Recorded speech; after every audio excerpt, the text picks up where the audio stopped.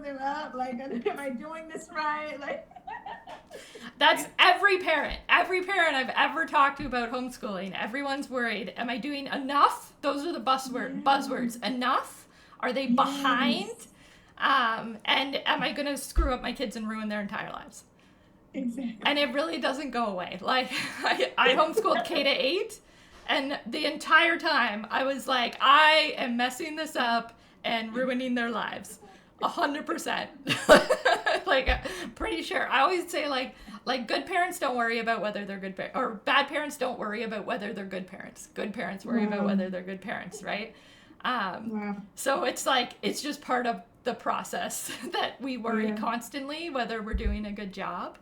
Oh my And then when my kids went to public school again for high school, I was like, I had so much imposter syndrome. I was like, this is the moment where everyone learns that I messed this up and that they're like so far behind. But then they were fine. So, That's so encouraging. That's really encouraging to hear. yeah, we all worry about it all the time. So definitely like build your community.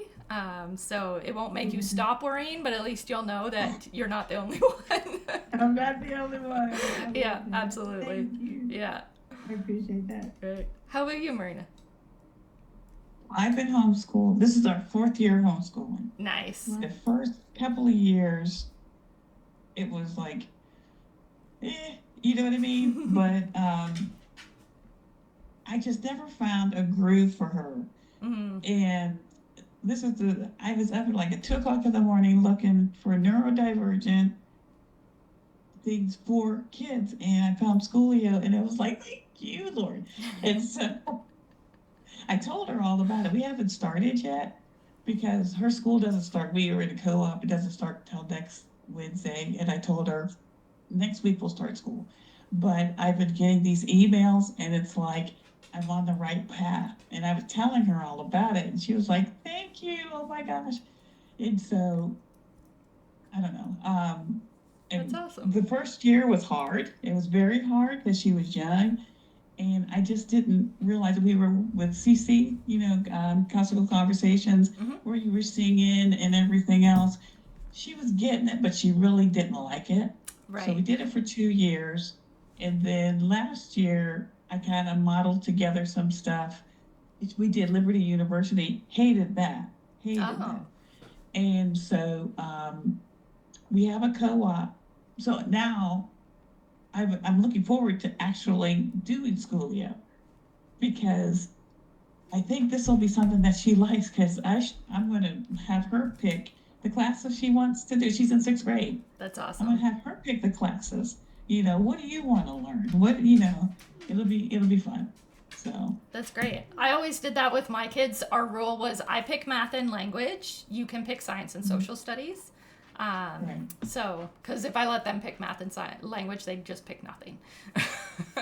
right, yeah. No, I don't mind that, but and so she's But okay yeah. with that. Yeah. The normal stuff.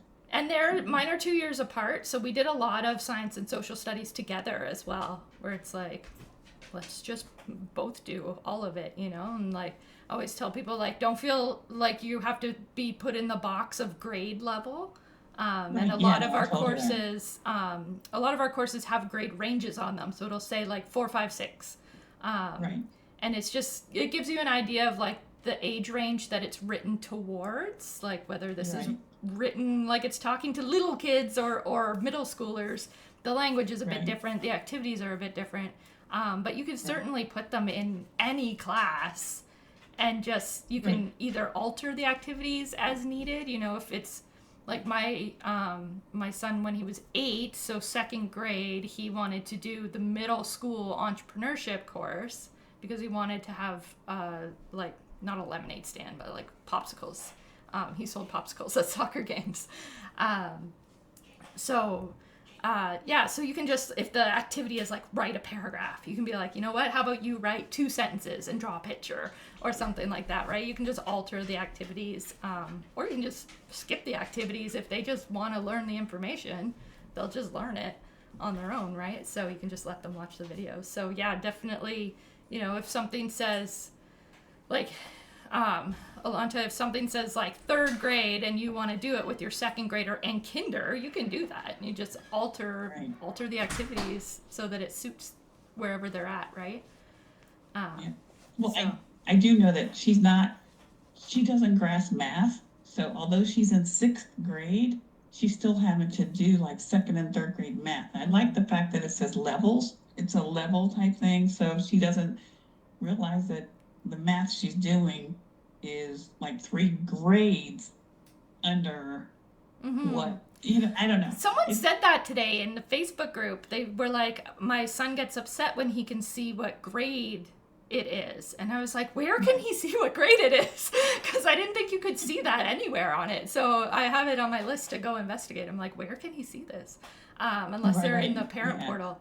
But yeah, it's the grade mix and matching is super common, because, and even you can mix and match by strand too, because some kids are like, they might be at a grade 3 in number sense because they struggle with that, but maybe geometry is like easy and they're up in grade 4 or 5 in geometry, right? So, right.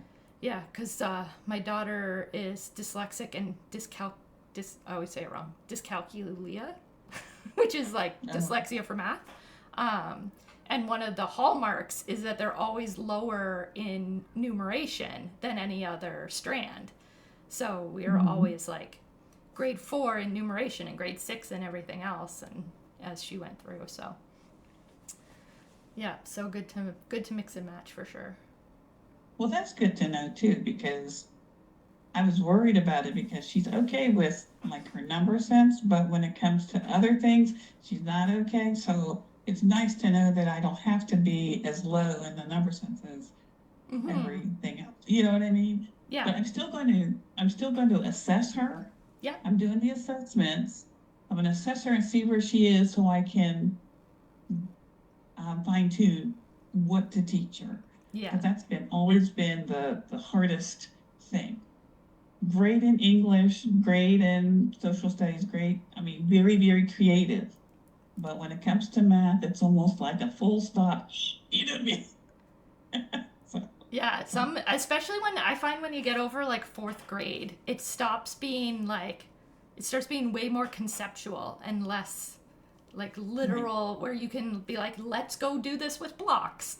It's like it stops being, you're being able to do that, and I found it a lot harder to try and for her to understand when it was a lot more conceptual.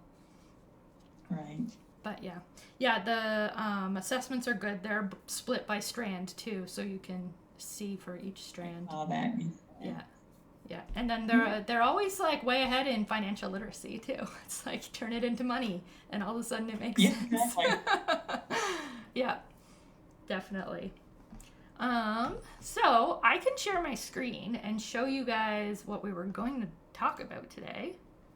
And I always tell the regular people who are usually here, I'm like, I don't care if we don't talk about this at all. It's just like the very first week we had the group, and we just did like this, like chit chat, and I was like, do you guys want me to prepare something to like teach you about something, or do you just want to do this like community building? And they all said they wanted me to teach something. So now I prepared just a little slideshow each week. But yeah, I'm always game for skipping this if anyone wants to. No, this is fine, because she's that's one of the things that really made me realize she definitely is neurodivergent because of this. Oh, the RSD? Huh? The RSD? Yeah. Yeah. Oh, and I forgot to change the acronym. I just make my Canva. Okay. I make my Canva slides every Thursday. It's very professional around here. Yeah, and I'm also working on. I have our video editor with the old ones so that we can put them all on YouTube eventually. Because we did PDA last week, and then we did.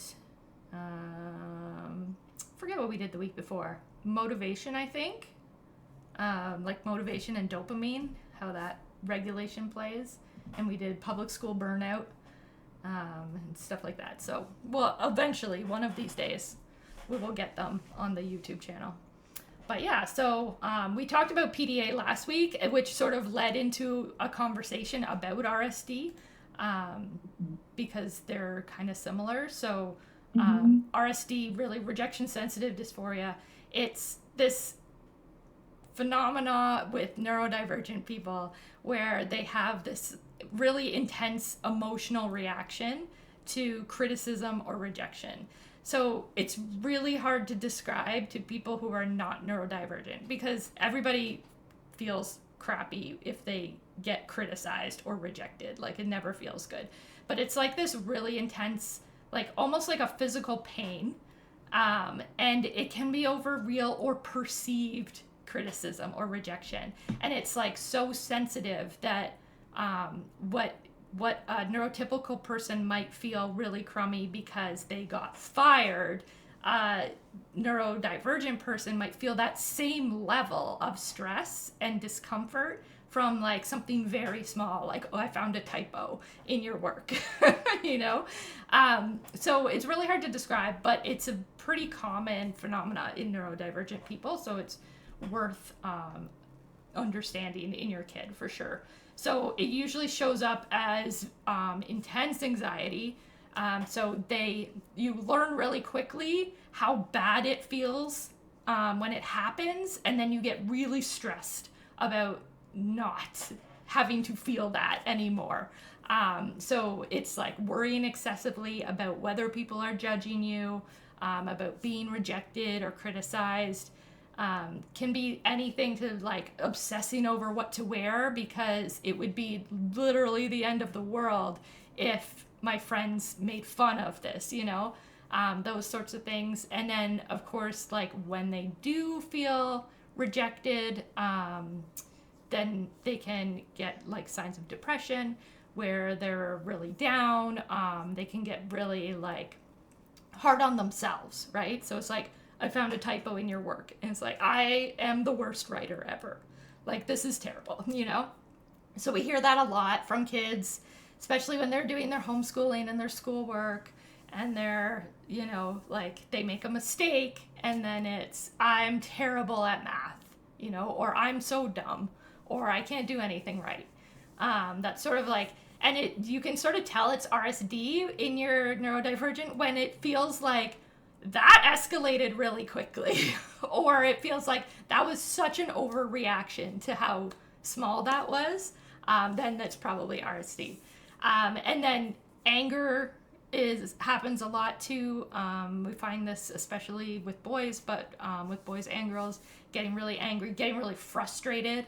So that goes back into that like self-esteem issues, where they get really frustrated with themselves, or they get really frustrated with like this thing that won't work because they feel so bad about not being able to figure it out, right? Like, the video game won't let me jump in that because they can't pass the level, you know, and they get mad at the inanimate thing because they can't do it, and that feels so bad for them. And then of course, like, the worst is if they start to socially withdraw because they're so anxious about being rejected that then they won't put themselves out there in terms of like making new friends or suggesting the game we play or anything like that, right? So those are sort of all the signs that might be what you're dealing with. And then it's more specific with ADHD, and a big part of that is the dopamine regulation. So most people with ADHD, they don't produce enough dopamine in their brain the way neurotypical people do. So they're constantly needing to seek dopamine in other ways. So then things that sort of like tank it, like negative interactions, are even worse. So that's like, again, the intense emotional overreaction. If you feel like they way overreacted to something small going wrong, avoiding doing it at all. So sometimes, sometimes you might do math is just fine, and then But if they get something wrong, they're really hard on themselves, and then maybe tomorrow they don't want to do math because they don't want to have that experience, right? And then perfectionism and people pleasing is just that like relentless drive to not feel those feelings. So it's like, what do I have to do to make sure that nobody ever rejects me, like nobody ever criticizes me, that everything is perfect and everyone is happy with me. And I see lots of memes, probably because my algorithm is all neurodivergent stuff, but you see lots of memes about it where it's like, they texted me the letter K, so obviously that means they hate me and never want to be friends again, like stuff like that, where it's like, that's the perceived rejection, where you didn't even get rejected. You just are so anxious about it happening that now you're imagining it happening, and then you're feeling all the bad feelings as if it did happen and it didn't even happen, right? So there's a lot of cycling that can happen there. And then it shows up a little bit differently for autistic kids and adults because they struggle more with reading social cues. So you see a lot of social anxiety. A lot of autistic kids do experience rejection and criticism at a higher rate than neurotypical kids. So that feeds into it, right? Where now they're socially anxious because they know that they don't fit in the same way. They know that from experience. So it's not even like a perceived rejection, it's an anticipated rejection. And then rigid thinking is very common with autistic kids.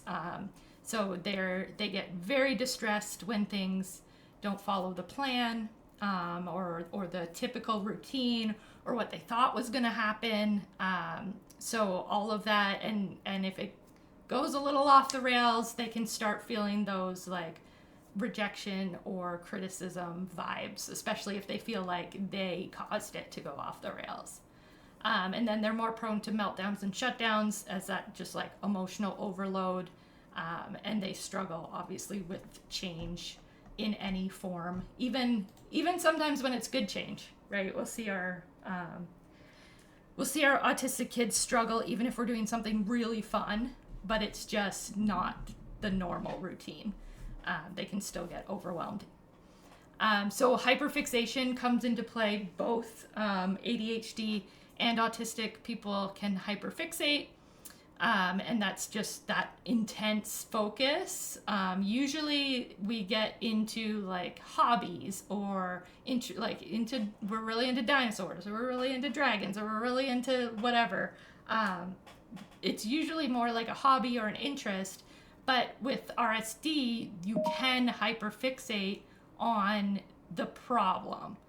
And this happens a lot after the fact. So if they experienced a rejection or a criticism and that really stung, and then they get really hyperfixated on why that happened. And so ruminating, like just replaying it over and over again, they're putting themselves through that painful feeling over and over again. Or hyper focusing on fixing that thing, like they made fun of my clothes, so now I will make sure that I am never not wearing the right thing again, and they become really obsessive about that. Or it can be obsessing over the person. This happens to people sometimes at work, or in classrooms with the teacher. If they feel like they got criticized, they become like hyper focused on making that person happy. So all of that comes into play, and all of it just like it's a cycle, right? It all feeds into each other. So it's like I had a criticism and it felt way worse than it should because of the RSD, and then I hyperfixated on it and I relived it over and over again, and I can't let it go, which makes you feel worse again. So it all plays into each other. So yeah, I already said all of this. Watch for that overreaction to criticism. If they start avoiding specific activities or people or situations, over the top people pleasing and perfectionism, and the low self-esteem. So that's what we're watching for, so that we can try and intervene and help them before they get into sort of a pit in that sense. Sorry, I just got text message. It's like 10,000 degrees in my office as well, so I'm melting a little bit. Oh yeah, my son just pointed out that I have a fan sitting right next to me. Now I'm blowing in the wind like a supermodel. Okay, so part 2 is, now we know what RSD is, how do we actually help our kids with it? So it can be really hard, and I have not seen any evidence that we can like get rid of it or cure it. I think it's just part of the experience. It's one of those like symptoms, I hate that word, but one of the ways that neurodivergence shows up. But cognitive behavioral therapy, if you've heard of that, CBT, is sort of the gold standard in in all people, anxiety management. So any sort of CBT therapy or CBT based activities can be helpful. We try to teach kids some mindfulness and relaxation techniques. But for all my experience, I've seen big things are learning to set boundaries. That's really big for the people pleasing and the perfectionism. Like cognitive behavioral therapy too, they talk a lot about our emotions and our feelings, and learning to not try to like shut out our feelings or ignore them, but to feel them. And feelings come and go. Feelings are not who we are. They arrive, we feel them, we can name them, we can understand why they're here, and they will move on. So you won't feel this bad forever, right? Criticism comes, it's going to happen. What's important is that we learn how to deal with the feelings it causes, so that we're trying to teach our kids not to try to either completely avoid ever being criticized, like by avoiding situations and tasks. We don't want them to be super perfectionists or people pleasing, because that's when boundaries go out the window completely, which are the two like main ways that we try to not experience rejection or criticism. Either avoid it entirely or be perfect so it doesn't happen.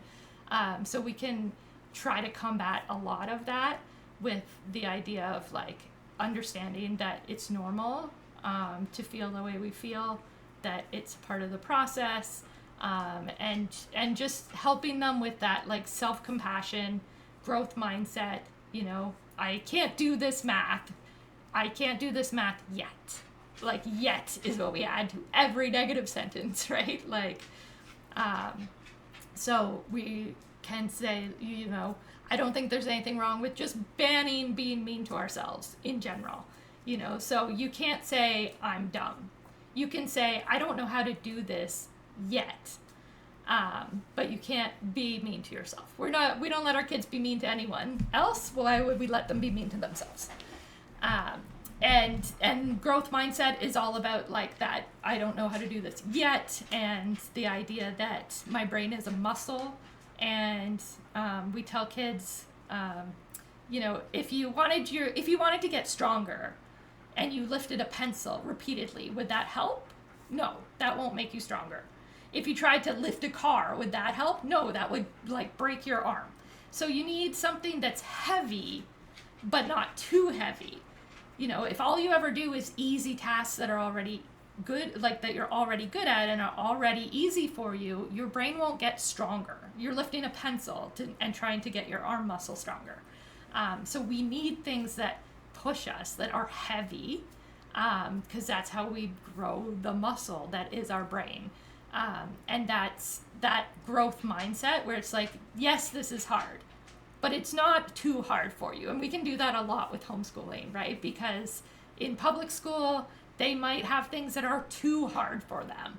And that really tears them down at their self-esteem. It makes them feel like they're not good enough. But in homeschool, we can really customize it where it's like, that was too easy for you. Let's do the next thing. And then, if you hear this is hard, this is too hard, it's not too hard. I'm your teacher, and I know that this is not too hard. It's hard enough. It's hard. It's not too hard. So all of that sort of thing is really the only way we combat some of the RSD. And open communication, of course, is just, having these talks with your kids. So that's sort of the end of my little presentation. We always do what is it, what's happening, how can I tell if this is happening, and then how can I help?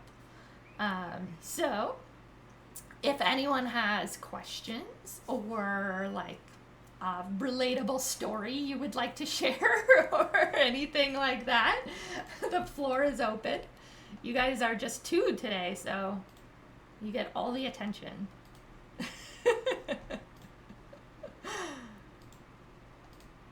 I do have a relatable story. Great. So I told you we were in co-op, and we've been gone for the whole summer, and she hasn't been able to see her co-op friends for the summer. And yesterday we had a back to school bash where she got to spend some time with her friends. And it was like a big lunch back to school bash. It had the hot dog, the pulled pork, cool, mac and cheese, all the stuff that she loved, right? And I didn't realize it, but she didn't eat anything because she was afraid to eat in front of her friends that she already knew. Because she didn't want them to see how she ate, criticize her for eating or whatever. And it was like, okay, and so when you were talking about doing things to the detriment of themselves just to make sure they weren't rejected, that's exactly it. And she was afraid to go to the bathroom. She was afraid to eat. So by the time I got her in the car, she was starving and had to go to the bathroom. And we'd been there for like 3 hours. Wow. You know what I mean? And so I was full. I mean, I was like, I didn't see her. She was with her friends, but she was afraid to do anything because she didn't want her friends laughing at her or anything like that. And I'm like, okay.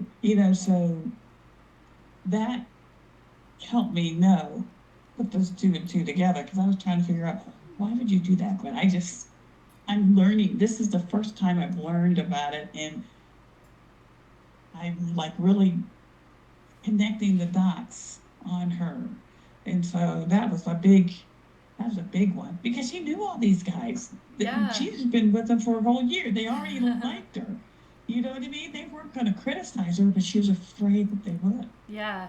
It wasn't anybody new. And she's afraid to meet new people. Yeah, and it's like, have these people ever been mean to you? No, but you still expect them. You still expect it, right?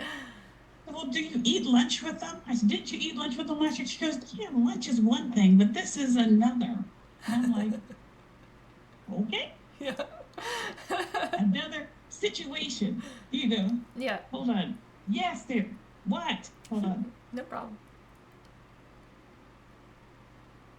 Alanta, you're frozen a little bit. I don't know if you can still hear us. Oh, okay, yeah, I'm sorry. You're here? Yeah. Yeah, we can hear you. You were frozen for a bit there. Good. Oh, no. I'm mute because they're getting loud here. Hold on. Hi. Hi there. Well, I tell you what, I registered for this particular webinar to get some insight, because I'm not 100% sure if ADHD can be passed down or whatever. But I know that I struggled in school, and what ended up happening is the hyperactivity that I experienced. What ended up happening is, because when I got in trouble for it, it all went inward. And so instead of like fidgeting around or trying to talk or trying to do all of the things, I would literally be sitting there, but my mind would be somewhere else, right? And, instead of taking, the punishment approach, I have allowed my daughters to express themselves and be where they're at, you know what I mean? And so it presents a challenge for me because as the person who is trying to instill and do the teaching and instill values and things like that, and I'm just like, what is it that I need to do in order to make this learning experience something that you'll get something from, or like what is it that, because we at first we were doing workbooks and things like that, and it wasn't where I felt like we were spending so much more time redirecting and just trying to refocus, and I don't know. So that's why we went over to digital platforms and started exploring digital platforms because and honestly this has been working. We're already like enrolled with Schoolio, and my second grader has been like going through the process. She's been doing it, and there's something really special that has like happened with her just being able to take control of her lessons. Like her, it's like she will literally, and I'm still learning the platform. Like I'm not I literally just today, and we've been doing it for, it has to be, it's been a couple days now, so she's had like her scheduled days and her lessons, but I literally just like learned that you can fill out the worksheets like in the thing, like digitally. Oh, yeah. We're printing them all out. Yeah, you can annotate them if you want. And yes, Yeah. I literally, I had no clue. I was like, so every lesson like worksheet style that would come up, she was literally like, she had gotten to the point where she knew how to print it out. Like she knows That's awesome. how to go to, you know what I mean? So it's like when she gets to that point, it's more of a like I'm doing this thing, to where there's more confidence in it, rather than there's just this whole time there's nothing that you really know. It's pretty much get this, get this, get this, get this, instead of that there's no space where it's like, okay, I got this. Yeah. So it's been really, really good. It has helped. But so I do have a question as far as like the Schoolio platform is concerned. Because I can't think of well, actually it might be a two-parter. The first question will be for the Schoolio platform, because so I was looking through when I went to the parent side for my daughter, like the work that she had completed. And what I was seeing was, okay, so two things. I wasn't necessarily sure if like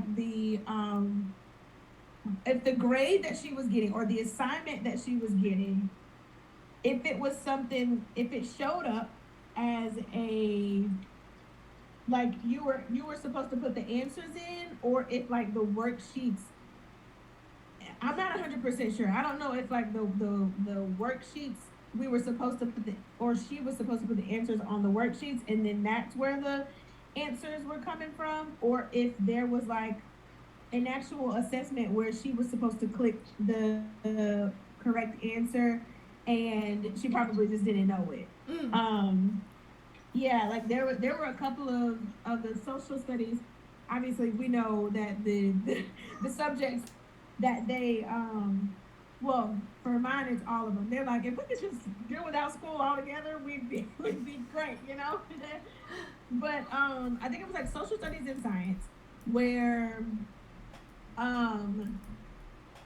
and I want to say it was the one that sticks out in my mind. It was like cardinal directions, and I think she was supposed to notate like where was north, where was south, where was east, and I think there was one where she mixed them up, and so I don't know if, I guess I don't even know how to pose the question. I'm mostly trying to. Well, actually, no, I do know. If I wanted her to go in and do that lesson again, do I delete it and like do it again, or is Schoolio a platform where it will see that she didn't, do well or grasp the concept, and it'll kind of give her more of that. So it would be up to you to reschedule if you wanted her to redo a lesson. Oh, okay. But you can go into the lesson view and you can mark it incomplete if you want. And then you can schedule it again. I don't think you even have to mark it incomplete if you don't want to. You can just schedule it again. Okay. And then in your dashboard, you would see all the attempts made. So she made multiple attempts at the same quiz. So that's for the digital quizzes, because there's digital quizzes and there's offline work, right? Okay. Cardinal directions, that's probably global communities, right? I want to say yes. Yeah, I think so. I'm just looking for it on my platform right now. Okay. Let's see. Yeah, there we go. I want to say that is what I saw. Let me look here. Yeah, I think I got it. Dashboard, analytics.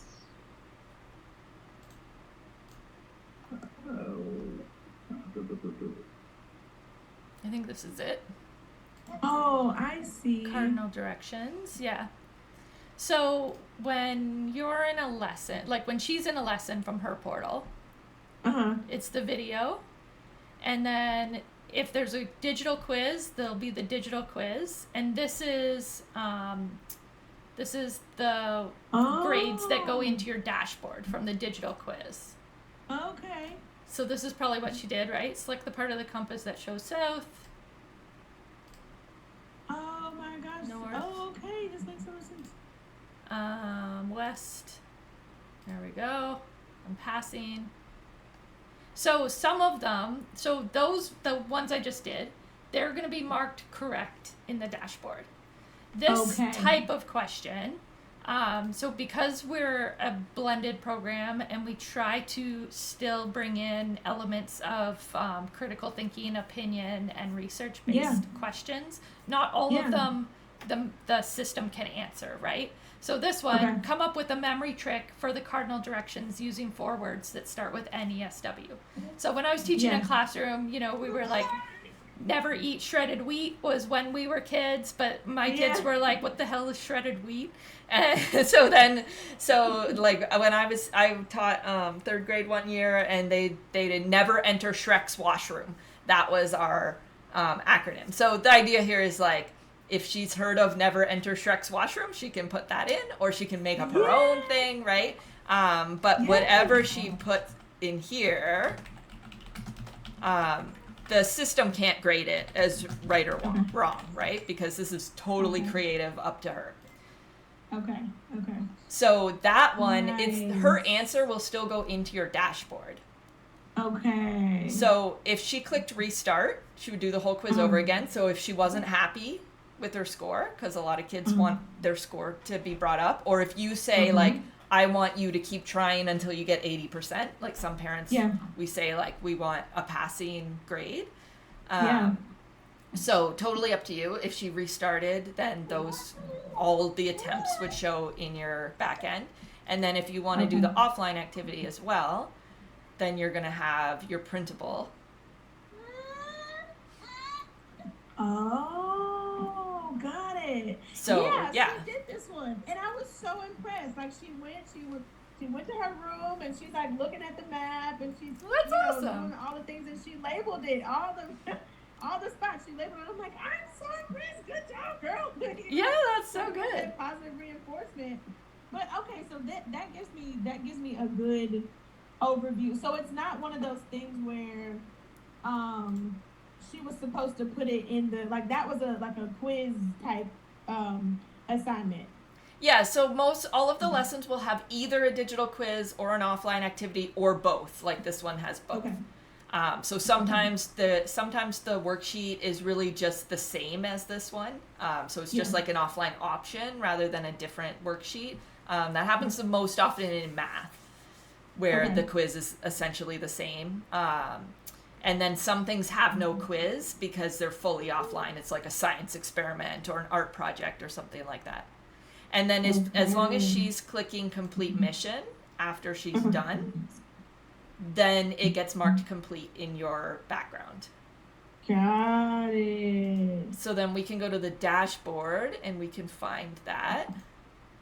Yeah. Global communities. So I can open this up and I can see her grade and if she made multiple attempts. If she did the map, like the offline, and you want to give her a grade for that, you're like, you crushed that map. I'm giving you 100% for your map. You can add another grade here. So then you can be like, look, you have 200%, one for each thing, right? Nice. Okay. And you can look through this and see what her answers were. And I can see this one here. So this one doesn't say correct or incorrect. Right. Because it was unmarkable. But you can look and see what she did there. Okay. Yeah.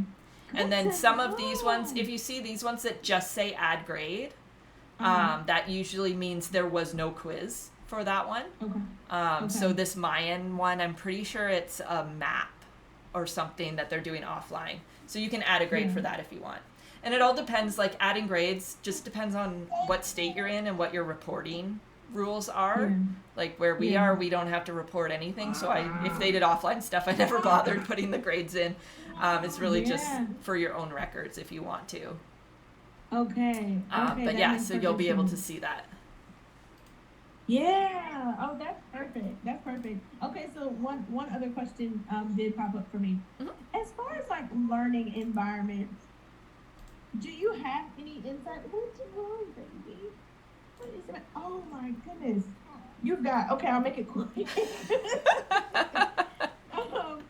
As far as learning environments, do you have recommendations as far as like what's a good, because one thing that I know happens with my second grader is like any little like distraction, and we're like, and I have two learners right now, right? And so it's very easy for them to like feed off of each other, or you know, if distract one each giggles other at something, now we're in a giggle fest. Yeah. You know what I mean?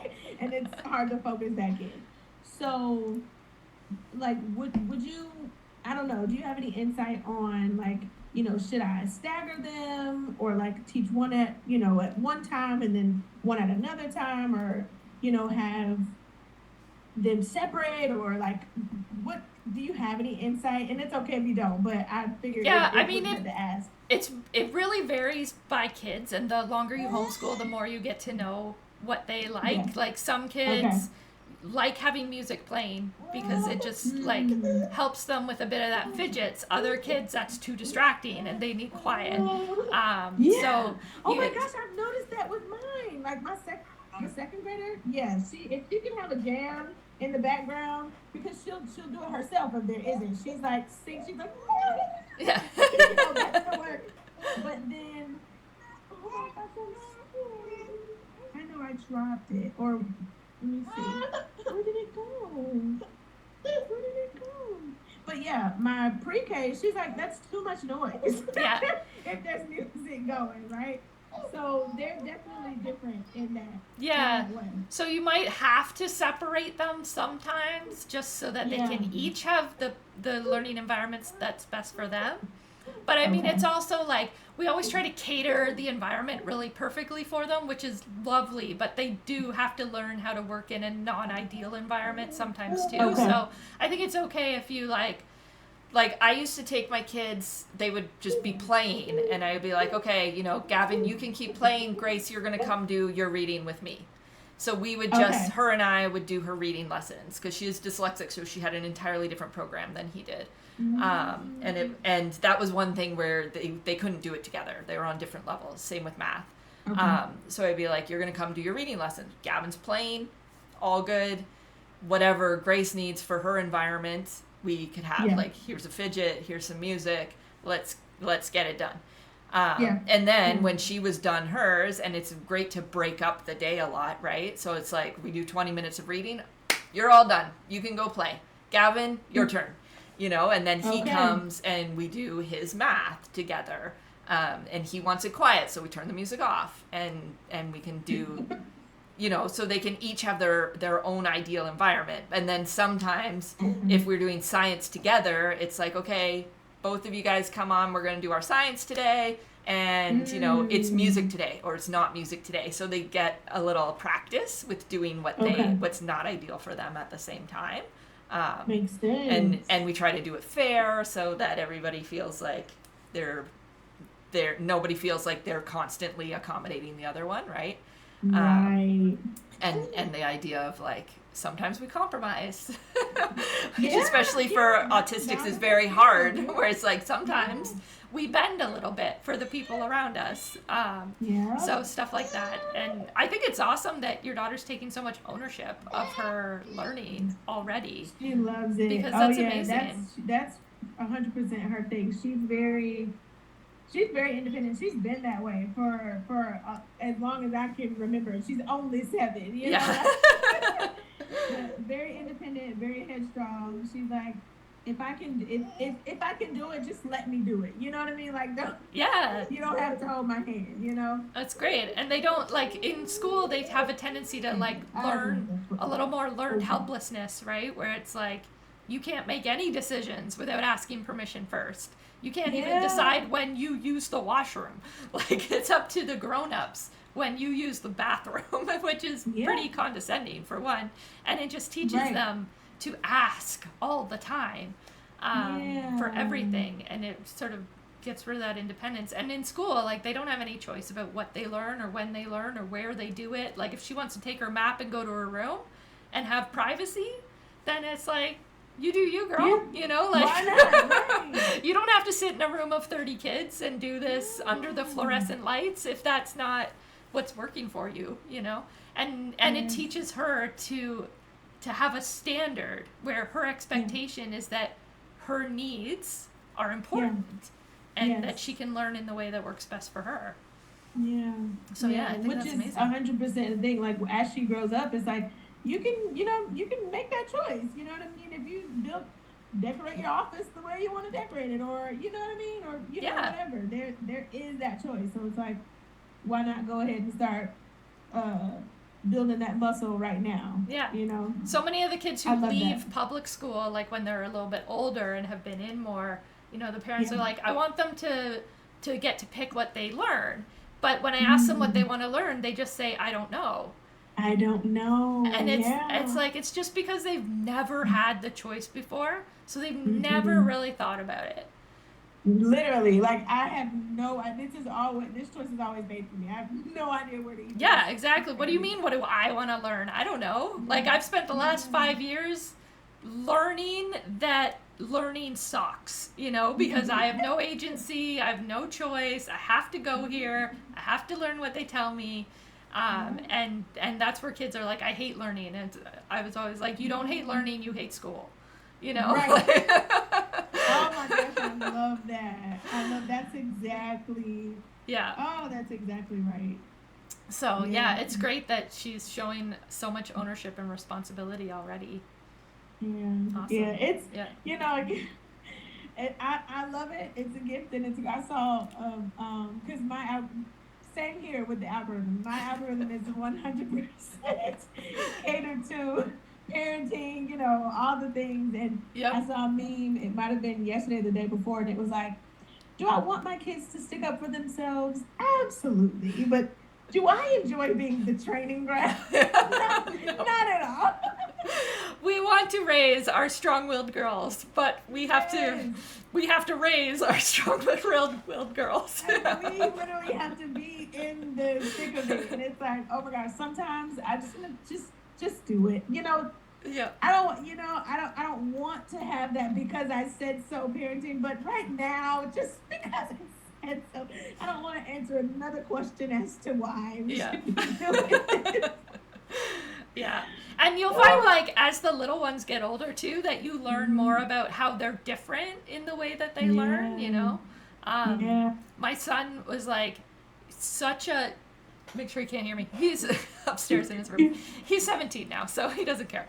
But he was such a dawdler. So for him, like, he would burn 20 minutes just like staring out the window, like watching a butterfly, like at school time. So for him, I had to be like, okay, we're doing math and I need you to do 10 questions. And whenever your 10 questions are done, you are free to go. You're a free man. Wow. Because it might take him 30 minutes to do 10 questions because, like he's doing whatever. But my daughter, on the other hand, she's like, tell me what I got to do to get this done and it be done. Because she doesn't like having undone responsibilities. So she always does things immediately. But she's also dyslexic. So things were a lot harder and slower for her. So if I said to her, like, you have to do 10 questions, it would take her 3 hours and she would burn out long before she was ever done.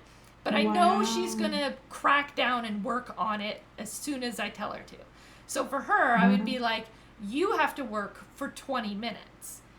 And 20 minutes might be 2 questions. It might be 5 questions, depending on how tricky the topic was. I know she's not going to get 10 done in 20 minutes. But I know if I gave Gavin 20 minutes, he would get 1 question done because he would just burn out the rest of his time, right? So he was always like, you have to do this many questions. And then Grace is like, you have to do this much time. And it's just like, it took a long time for me to learn that. And that, like, and for me to learn how many questions would take Gavin 20 minutes if he just got to work and did it. Because I don't want to burn him out either, right? But it's like, I know you could do 10 questions in 20 minutes if you just sat there and did it. So if it takes you any longer than 20 minutes, that's your own choice. So, so you really, and it's amazing when they're so close in age and they're like genetically full siblings. It's like, how are you guys so different? Raised by the same mother. But it's very interesting. You learn so much about them when they're home all the time. Absolutely. Yeah. And that's a beautiful thing because it's like, it's things that you probably wouldn't, pick up on. Definitely not as soon as you could, just being with them all the time, all day. And it's a struggle that they might, that you can kind of help navigate, and they're not just living in the struggle and you literally have no idea, Yeah, and if they came home from school with 10 questions of homework, you feel like obliged to make sure it gets done. Yeah. And then, we hear, as a special ed teacher, you would hear like, oh, the teacher sends so much homework. It takes us like 3-4 hours. And it's like, oh my God, it should not take you that long. Like there's like, don't do it all if it takes that long. But parents, they don't know if their kid's going to get in trouble if they didn't do it all, right? And then the parent also, like, they weren't privy to the lesson, so they might not even know how it was taught or how to do it themselves. And oh my God, it's very hard. So, yeah. Wow. That makes sense. That makes perfect sense. Yeah, I'm excited. I'm really excited about the journey. I'm like, okay, it's a journey. It's not a destination. It's not a, it's like, let's enjoy the process. Yeah, absolutely. And like the greatest gift you can give your kids is to not burn them out on learning, right? Wow. If your daughter never masters the cardinal directions, she will still live a full and productive adult life, That's so true.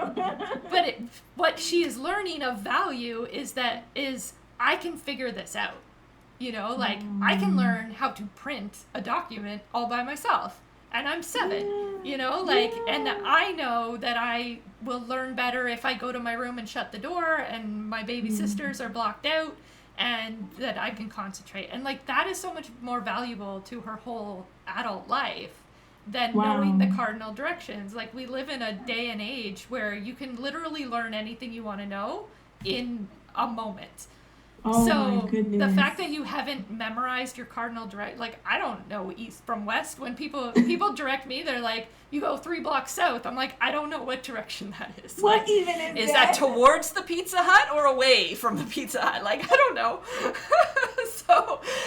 But yeah, here we are, like, failing 2nd grade social studies, but still living full productive adult lives. So Absolutely. it's not about the content, it's about the experience and the relationship they have with learning. Wow. I needed to hear that. Thank you so Good. much. I'm so glad you guys came today. It's so nice to meet you. Yes.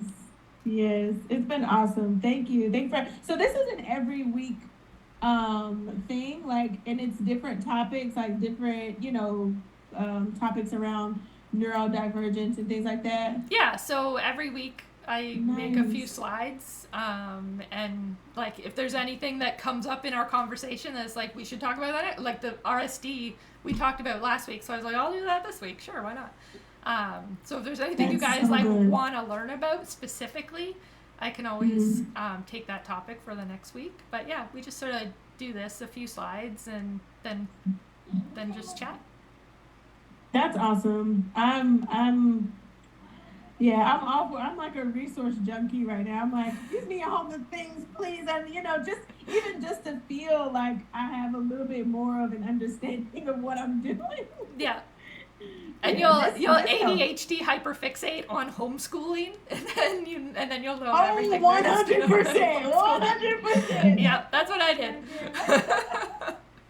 Keeps me up at night. Let me tell you. Yeah. Yeah, no. 2 o'clock in the morning, I'm thinking, oh, yeah. Yes. Absolutely. Oh, I'm so with you. That was it, right? That's the one. And Yeah. the crazy thing is, us talking about this RSD was like an eye opener for me because, I'm through my daughter, I'm seeing so many things that I'm just like, wow, I remember that. I remember little me, struggling with, the things that I see in her, and I'm just like, oh my goodness.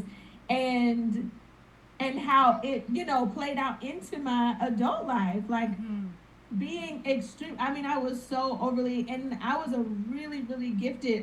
So my um, um, gift of trade is music. I sing, and that's something that I've done like through my whole. But one thing that has always like kind of, I don't want to say stopped me, but like hindered me from going as far as I've, seen and dreamed in my mind is that super like stage fright has been, it's always been a huge thing, but I've been like diving into what that's like what that stage fright really, was, or where it came from. And it's like I had a coach tell me about like a reframe as far as stage fright is concerned. It's like, well, let's rename the feeling.